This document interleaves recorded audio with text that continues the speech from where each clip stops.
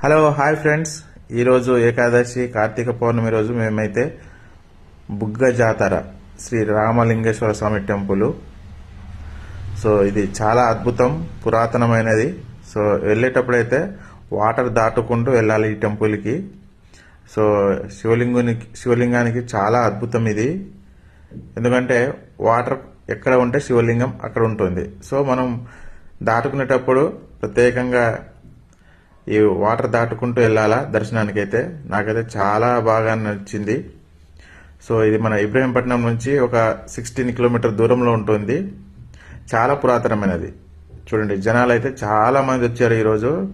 చాలా హ్యాపీగా దర్శనం అయితే చేసుకుంటున్నారు.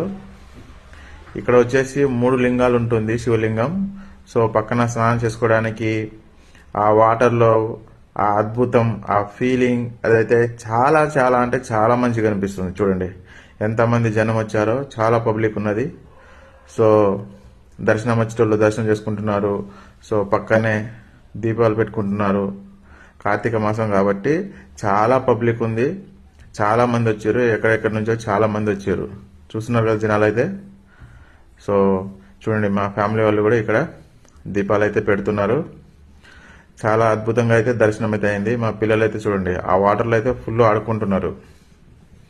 చూడండి అది వాటర్, అక్కడ నుంచి అది పై నుంచి వాటర్ వస్తుంది. జనాలు అయితే విపరీతంగా ఉన్నారు. సో చిన్న చిన్న పిల్లలు కూడా. ఇది లాస్ట్కి వచ్చేసి మనకు కార్ పార్కింగ్ పెట్టుకోవడానికి ఉన్నది. థ్యాంక్